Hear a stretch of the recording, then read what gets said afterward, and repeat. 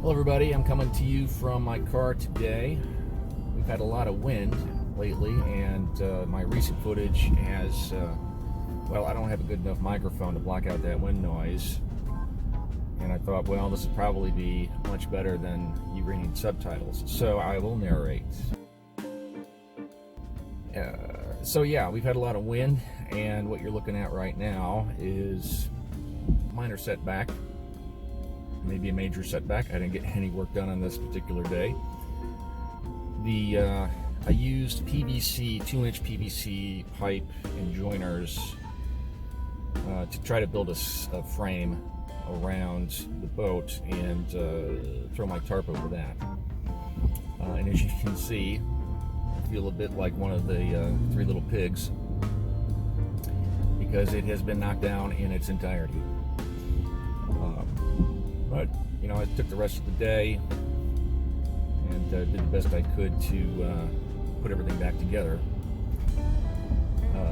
My wife made the comment, she said, especially after the tower collapse, the first time around, she said, honey, you are not good at building towers. That is a fact. Now, this wasn't the end of my tarp woes.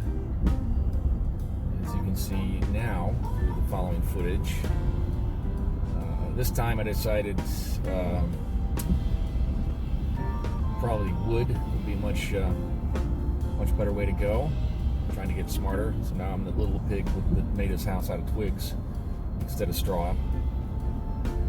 And the structure stayed up, but the plastic I used as another tarp, because I don't want to spend money on a new one, because the other one wasn't cheap, that got blown to shreds, and it kind of looks like a bunch of garbage bags attacked my boat.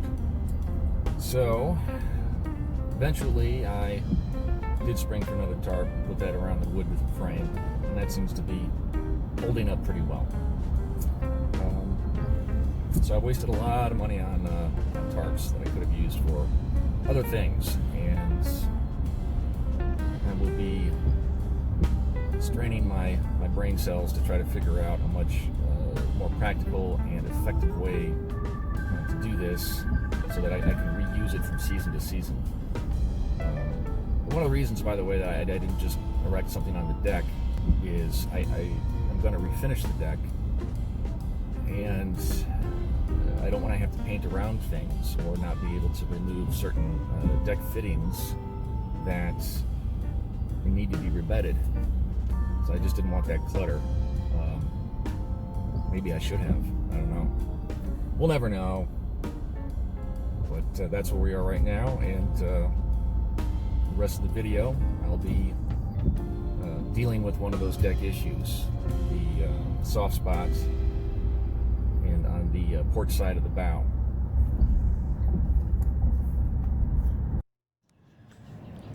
Okay, hello everybody. Back on the boat.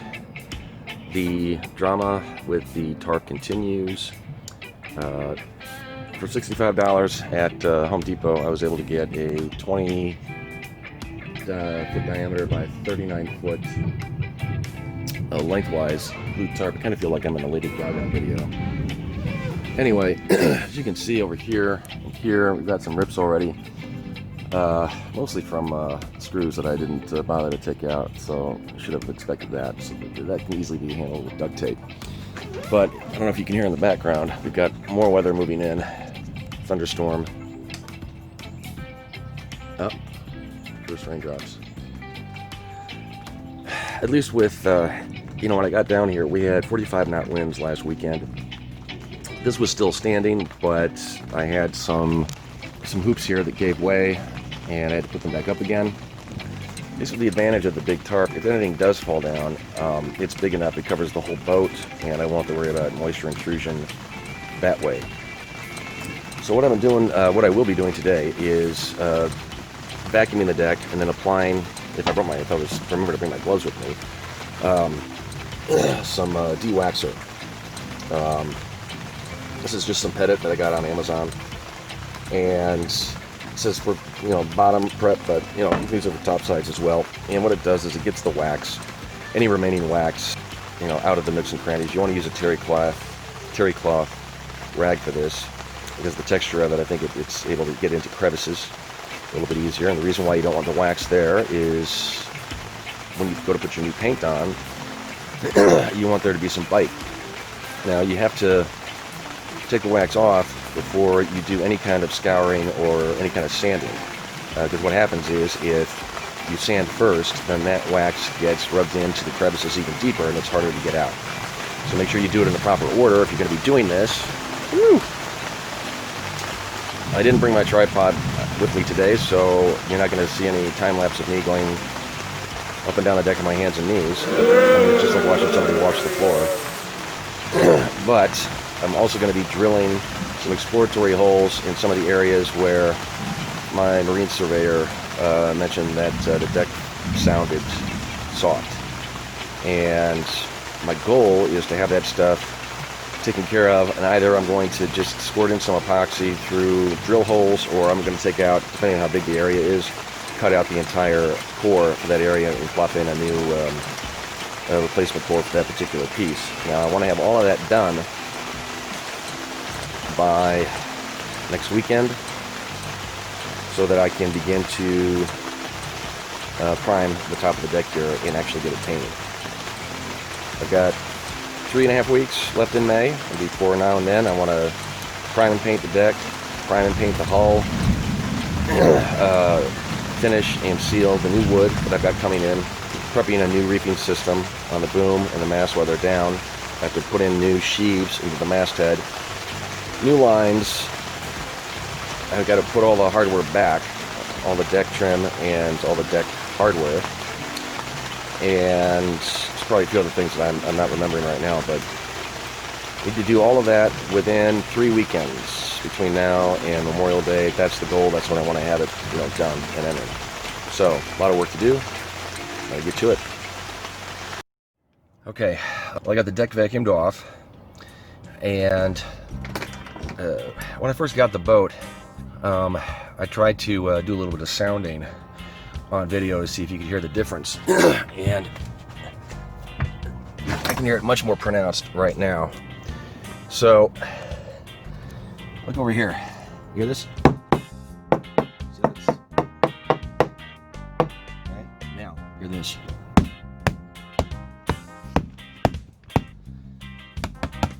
There's rotted wood under here, all up here in this area, and then there's more here. This area. See the difference again? Right there.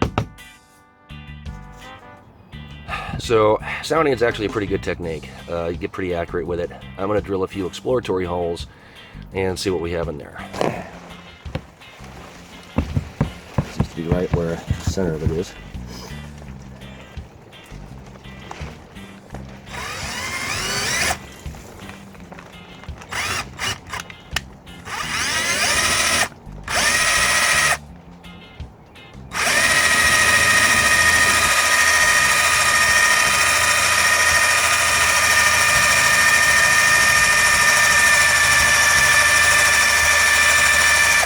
See how far down we've gotten here.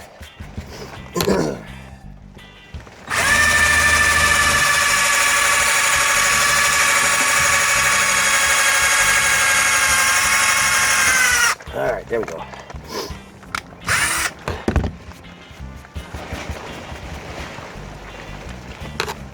Now,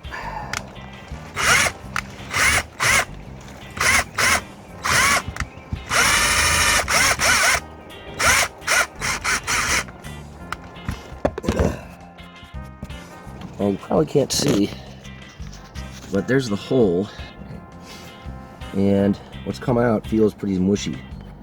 So yeah, see, this is what came out right here. All right, bigger hole. It's definitely stuff that needs to be replaced. This is the hole. I just hit it with a 1-knob bit. Yep. Went in very carefully. Now, this is, it's wet, but it's not mush. So that's, a little bit encouraging. And this is the actual thickness. Looks like about 1/4 inch. of fiberglass. So you don't want to hang on to these because this is going to be going back here in there when I put the deck back in. But I am going to remove a triangular section of this right here and replace it with some epoxy plywood, and then I'm going to replace, well, not replace it, but I'm going to re-epoxy down, relaminate the pre-existing fiberglass here. Okay, I should have brought my tripod.